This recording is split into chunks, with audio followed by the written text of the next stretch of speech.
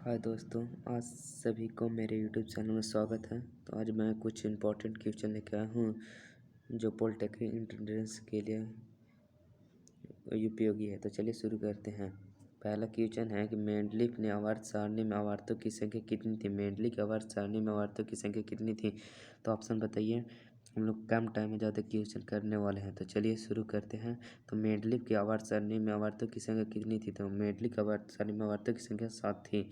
इसका option number A आपको सही हो जाएगा। चलिए दूसरा क्वेश्चन कहता है कि हाइड्रोजन को आवर्त सारणी के किस समूह में रखा गया। तो हाइड्रोजन को आवर्त सारणी के किस समूह में रखा गया है। तो बोलिए जल्दी आंसर। तो कमेंट करिए हाइड्रोजन, तो इसको सातवां। चलिए आगे क्वेश्चन कहता है, अगला क्वेश्चन नाइट्रोजन का परमाणु क्रमांक 7 है, तो इसकी हाइड्रोजन के सापेक्ष संयोजकता कितनी है। माने कि नाइट्रोजन की परमाणु क्रमांक 7 है, तो इसकी हाइड्रोजन के सापेक्ष संयोजकता कितनी होती है। तो तीसरा क्या आपको सी ऑप्शन सही हो जाएगा। हम जानते हैं कि नाइट्रोजन कितनी होती है, ऐसी होती है N3। तो नाइट्रोजन की थी संयोजकता हाइड्रोजन के सापेक्ष NH3 होती है। चलिए आगे कहता है कि अष्टक नियम का प्रतिपादन किसने किया था। तो अष्टक नियम का प्रतिपादन न्यूटन ने किया था। चलिए अगला क्वेश्चन, निम्न में से कौन सा युग्म एक ही समूह में रखा गया। कौन सा है इनमें, निम्न में से कौन सा समूह जो एक ही समूह में रखा गया है। तो बताइए निम्न में से कौन सा समूह एक ही समूह में रखा गया है। तो वो है सोडियम और पोटेशियम। चलिए अगला क्वेश्चन, अगर आधुनिक आवर्त सारणी में समूहों की संख्या कितनी है। तो आधुनिक आवर्त सारणी में समूहों की संख्या कितनी है मेरे प्यारे दोस्तों। समूहों की संख्या 18 है। आधुनिक आवर्त सारणी में समूहों की संख्या कितनी है। तो 18 है। आधुनिक आवर्त सारणी में समूहों की संख्या कितनी है। तो 18 है। चलिए अगला क्वेश्चन कहता है, आवर्त सारणी में बाएं से दाएं जाने पर तत्वों की क्या होती है। आवर्त सारणी में बाएं से दाएं जाने पर तत्वों की धन विद्युतीय प्रकृति बढ़ती है। नहीं, घटती है। कहते धात्विक बढ़ती है, धात्विकता बढ़ती नहीं, अधात्विकता बढ़ता है, ये भी गलत है। कहता है कि आयनिक त्रिज्या बढ़ती है। तो जब बाएं से दाएं जाने पर आयनिक त्रिज्या बढ़ती है, घटती है। कहते तत्वों के ऑक्साइडों के क्षारीय प्रकृति घटती जाती है। क्या कहते हैं कि तत्वों के क्षारीय प्रकृति घटती जाती है। तो इसका ऑप्शन नंबर डी ऑप्शन सही हो जाएगा। कहा कि धातुओं के ऑक्साइडों की क्षारीयता घट ही जाती है, सही बात है। इसको नंबर से 7 के डी ऑप्शन सही हो जाएगा। अगला क्वेश्चन कहता है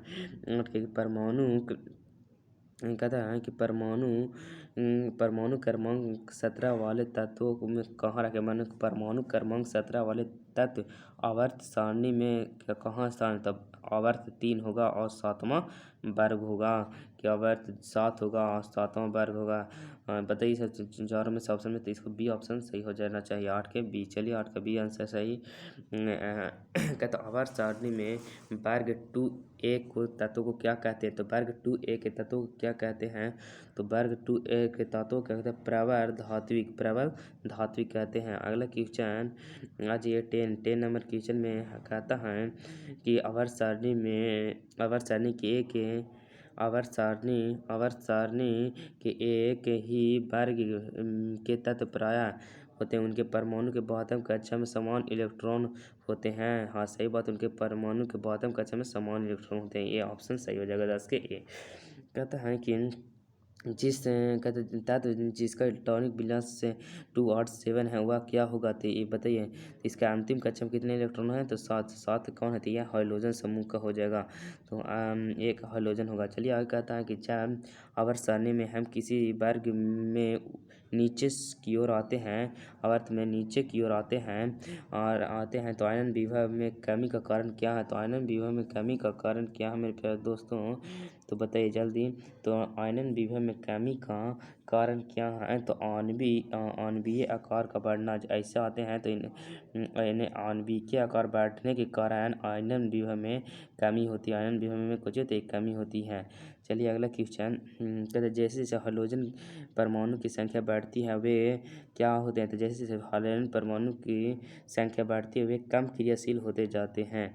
चलिए अगला क्वेश्चन कि तत्वों को आवर्ती वर्गीकरण का किसने प्रतिपादन किया था। तो तत्वों का आवर्ती वर्गीकरण किसने प्रतिपादन किया था, सबसे पहले तो मेंडलीफ ने। किसने, तो तत्वों का आवर्ती वर्गीकरण सबसे पहले किसने, मैंने आवर्ती वर्गीकरण सबसे पहले मेंडलीफ ने दिए थे। 14 के डी ऑप्शन बिल्कुल सही हो जाएगा। चलिए और कहते हैं सबसे भारी धातु कौन सा है, सबसे भारी धातु कौन सा होगा, सबसे भारी धातु ये हो जाए, सबसे भारी धातु कौन सा हो जाएगा, तो इसका ऑप्शन नंबर आपको हो जाएगा, सबसे भारी धातु कौन सा हो जाएगा रे बताओ ऑप्शन में, ऑप्शन बी। जल्दी कमेंट करिए, कमेंट कीजिएगा हाली हाली। चलिए कहता हम परिवर्ती संयोजकता दिखाते हैं, परिवर्ती संयोजकता क्या दिखाते हैं, तो मैंने परिवर्ती संयोजकता दिखाते हैं कौन, मैंने कि धात्विक दिखाते हैं, धात्विक तत्व दिखाते हैं, धात्विक तत्व समान तत्व दिखाते हैं, संक्रमण तत्व, तो हम संक्रमण तत्व दिखाते हैं, जो परिवर्ती होते हैं वो संक्रमण तत्व दिखाते हैं। इसका ए ऑप्शन, बी ऑप्शन बिल्कुल सही हो जाएगा।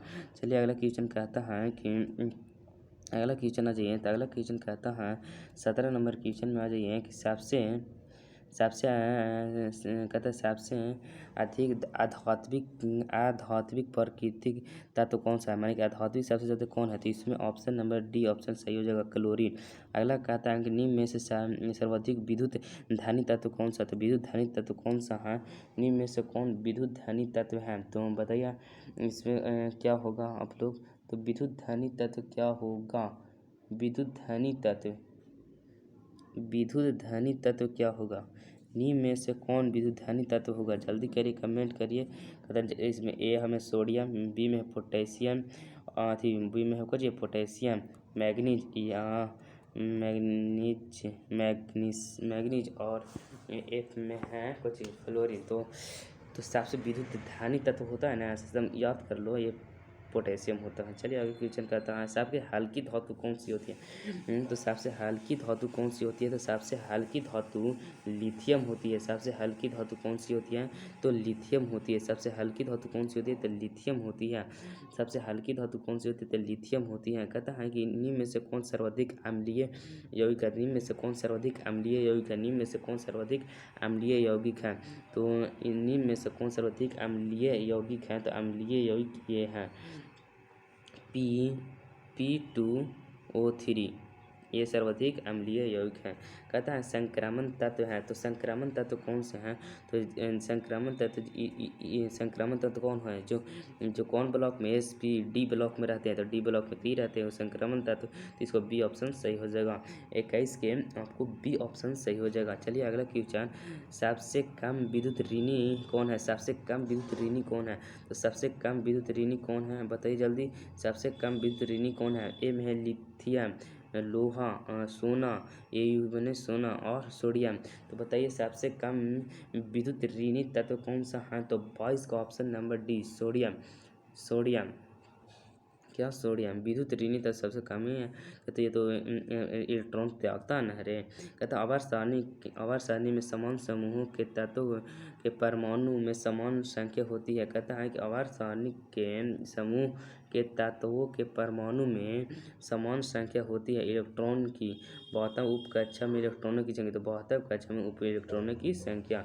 23 के ऑप्शन बी ऑप्शन सही हो जाएगा। चलिए अगला क्वेश्चन कहता है 24 के आवर्त सारणी के ऊर्ध्वाधर समूह में आवर्तों में सामान्यता होती है।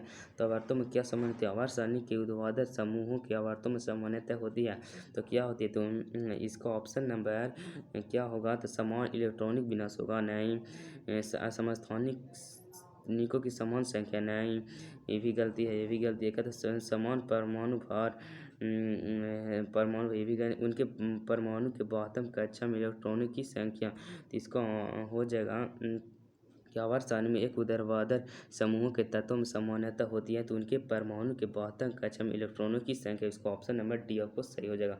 तो चलिए अगला क्वेश्चन करते हैं, तो यहीं 24 से क्वेश्चन और देखते हैं जो है इसकी, तो 25 का, तो आवर्त सारणी कहता है आवर्त सारणी में व्यवस्थित, यानी कि आवर्त सारणी में तत्वों को व्यवस्थित किया गया है उनके परमाणु क्रमांक के अनुसार, धातु एवं धातु के अनुसार, सहसंयोजन तथा विद्युत संयोजकता के अनुसार, उनके परमाणु भारों के अनुसार। तो आप लोग बताइए इसका क्या हो जाएगा, तो हाँ, इसको उनके परमाणु के आवर्त वर्गीकरण में बताता को कहा गया, तो उनके परमाणु क्रमांक के अनुसार 25 के ये ऑप्शन बिल्कुल सही हो जाएगा। चलिए अगला कि 26 का था हीलियम के अतिरिक्त अन्य सभी अक्रिय गैसों के परमाणु के बहुतम कक्षा में इलेक्ट्रॉनों की संख्या कितनी होती है। तो खाली हीलियम का होता है अंतिम कक्षा में 2 होता है, तो सभी जो अक्रिय गैस होता है उसके बहुतम कक्षा में 8 इलेक्ट्रॉन होते हैं। इसको बी ऑप्शन सही हो जाएगा। चलिए 27 नंबर क्वेश्चन कहता है ऑक्सीजन तथा सल्फर को एक ही समूह में रखने का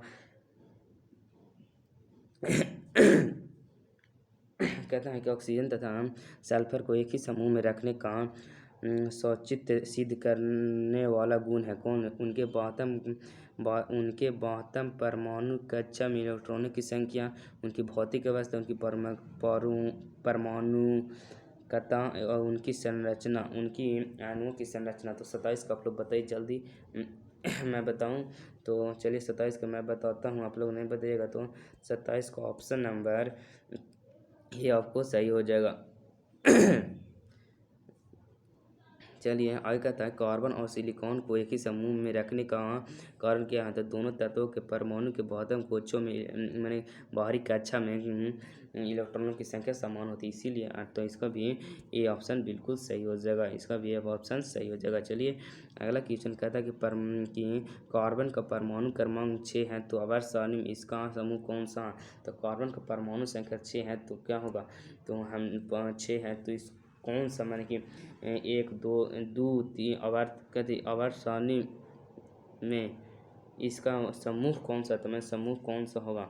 तो 29 का आप लोग डी लगा लीजिएगा। डी चौथा वर्ग में कौन, चौथा वर्ग में।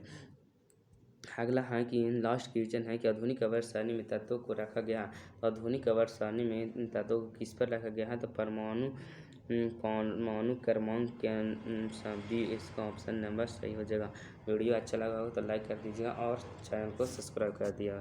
Thank you, that's all.